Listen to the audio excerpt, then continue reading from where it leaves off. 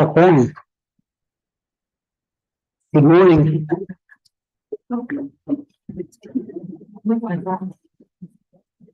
Are we short of one? No, we got a plan. Whenever you're ready to start. All right. All right, this is our December TIRZ meeting. And any public comments? We don't have any public here, so. Okay, minutes. Consideration and action on the minutes of the September 1st meeting.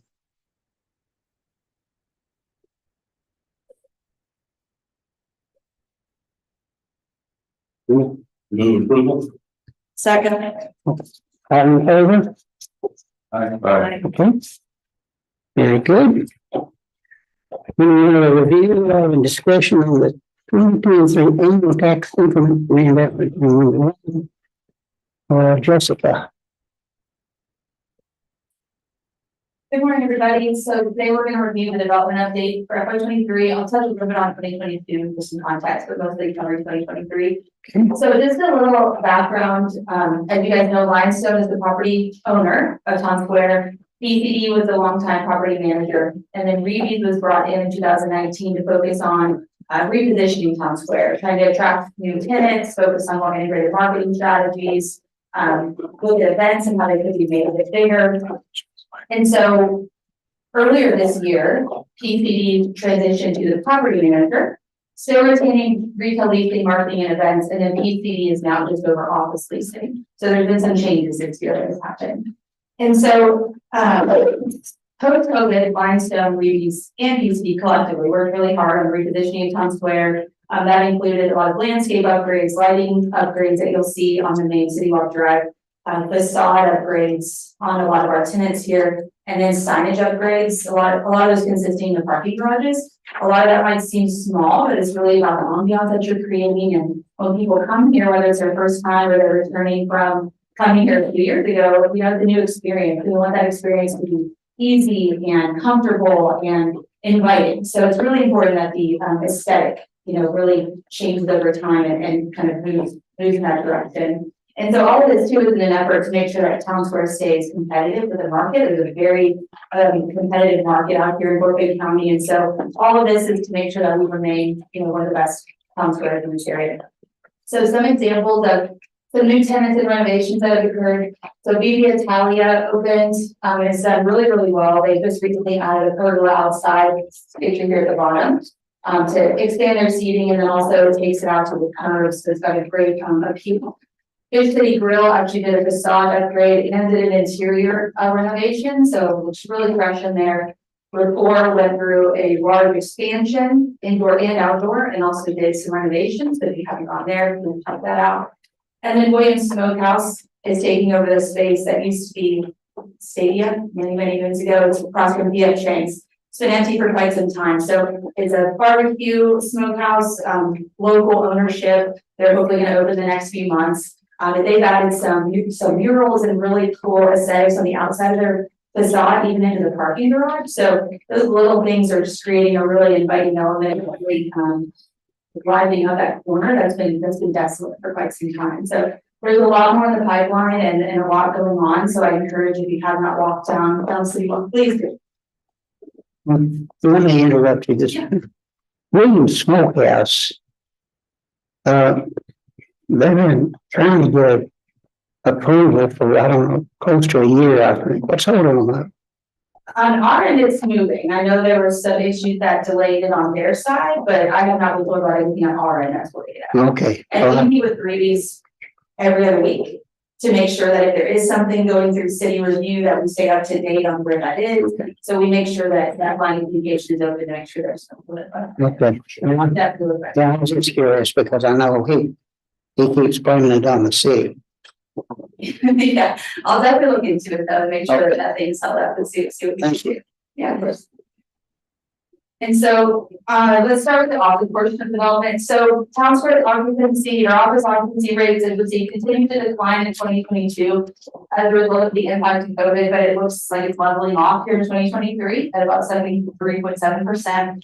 As you know, nationwide, the office market has been really hurt post-COVID, but Sugar Land as a whole has rounded out at about 16.5% vacancy. And that's lower than the Houston market, which is at 21. So while the office market is still in flux, Sugar Land is doing quite well comparable to the other markets around us. So I also want to note that this current occupancy rate of the 73.7, it doesn't reflect future commitments or tenant renewals, which take up a substantial amount. So an example would be Southwest Water just signed a 15-year lease to take over the Coca-Cola Minute Maid space that's been vacant for quite some time.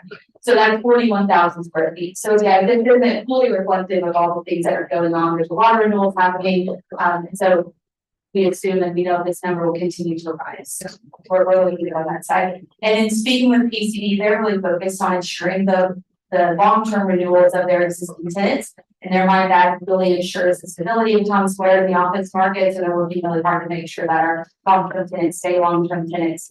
And the facade and aesthetic upgrades that are happening. That's a way to make sure those office tenants stay. Because their employees want a nice place to walk, a place to eat, but all of it works together to make sure that this stays a walkable mixed-use destination, and that's what it's supposed to do. So looking at the impact of the office development on the tax roll, the assessed value of the office buildings has continued to grow. It's coming in at 143.7 million, which is an increase of 49+% between 21 and 23.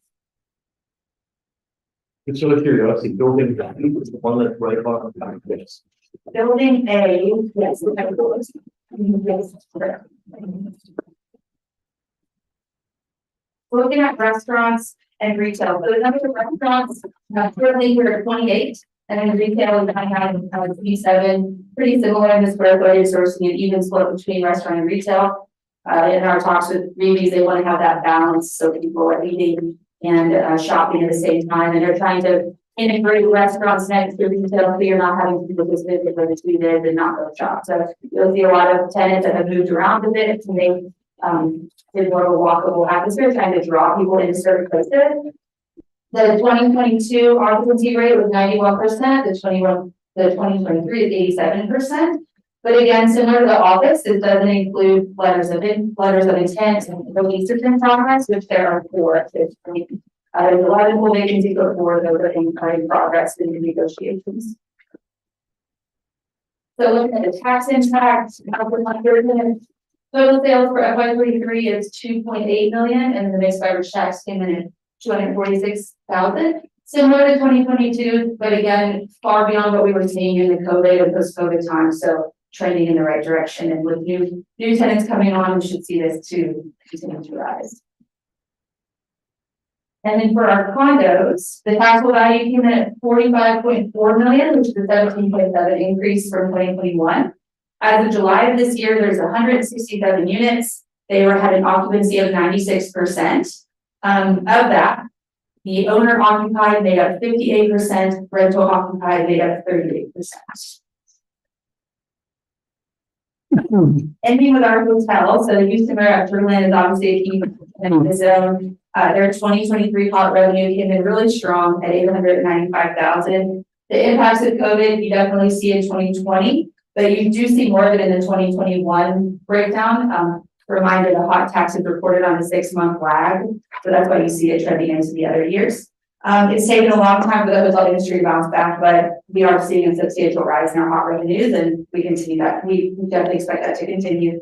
The partnership with Space Cowboys and SFC has really given them the opportunity to have those midweek stays that they need. And then you have the business travelers, and they're still booking conferences and weddings and barats and all the things. And the events that Reeves is putting on has really helped increase overnight stays, that people are coming in for events and staying in that hotel. So it's really looking good for the Marriott. And they're actually have started some renovations inside, and they're going to continue the renovations on their rooms throughout this next year, including their lobby. So again, please check that out if you are in the area in the coming months. And with that, I'll take any questions. Questions? Yes, sir. Would it be possible to get a copy, of this PowerPoint, email to me, or anybody else? We'll send it to everybody. Thank you. Anybody else? That's all. Thank you very much. Move to the annual report.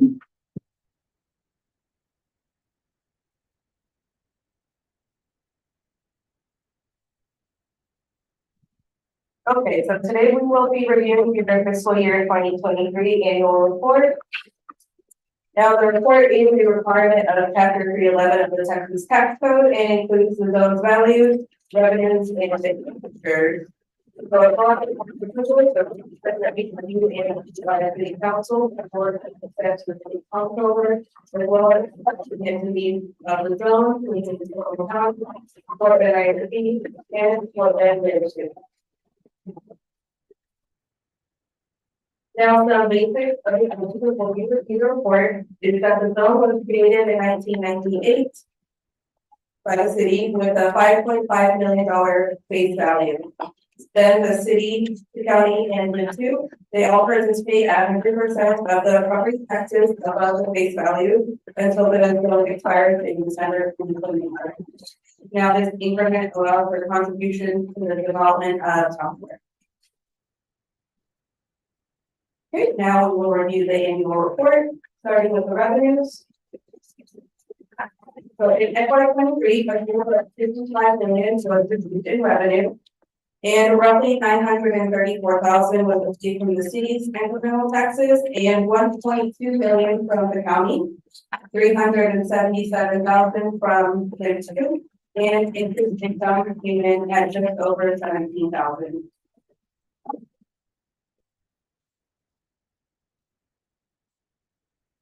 The FY23 expenditures was $2.5 million, and about $2.1 million was spent on assignments to the corporations.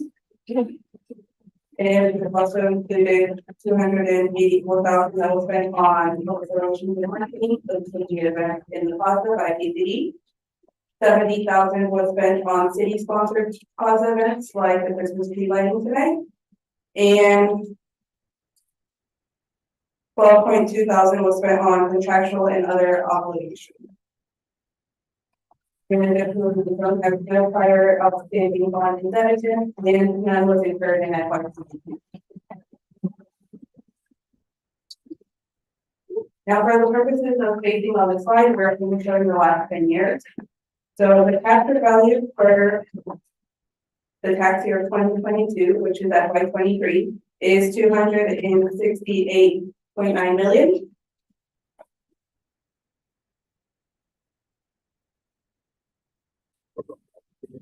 And as mentioned before, the total tax year receipts for tax year 2022 tax year 2022 is $2.5 million, and this is the same as fiscal year 2023. And that means that since the creation of the zone in 1998, we have received over $23 million in tax increment.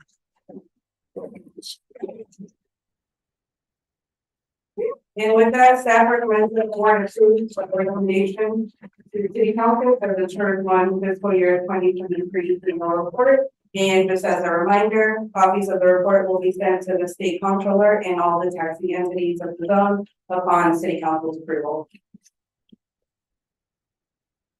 Questions? Any comments or questions?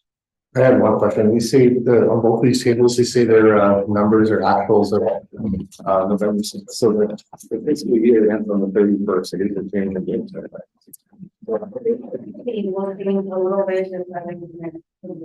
Yeah, we don't officially report this till things like end of February next year, so it can change a little bit. But it's typically pretty true. You have to you kind of get the final numbers that roll in. Okay, so nothing material expected by the end of the year.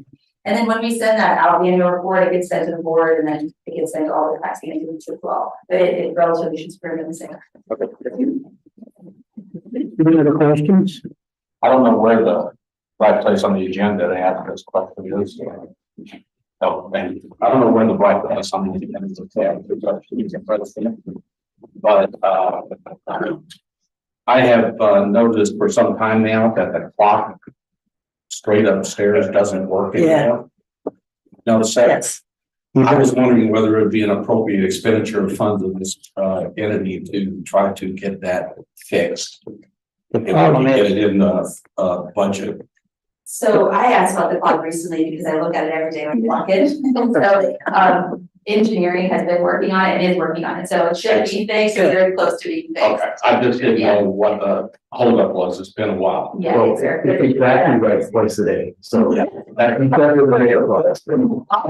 And see if there's a confirmed date that it will be done, and I can let you guys know. now the problem is, but then found me about to clean up there, so. Very well. Thanks. Any other questions?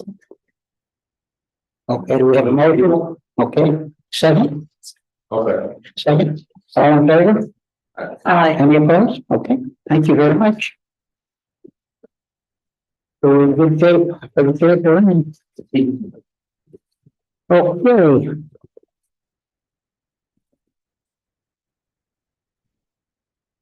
was- Okay, over our business, to me like. We have anything else to cover? All right, do I have a motion to adjourn? All in favor? Aye. Thank you all very much. Thank you.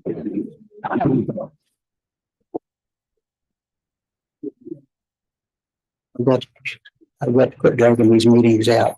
Sir, I've got to quit dragging these meetings out. I tend to be the one that Oh, yeah. asks questions. Ah, okay. I'll let you mention that every time I look at it. But I don't want to say anything. Yeah. You know, the that's changed though. That's scary. That's probably I have thought. Just saying, sure. Yeah, and why? After about 49. So we screwed up.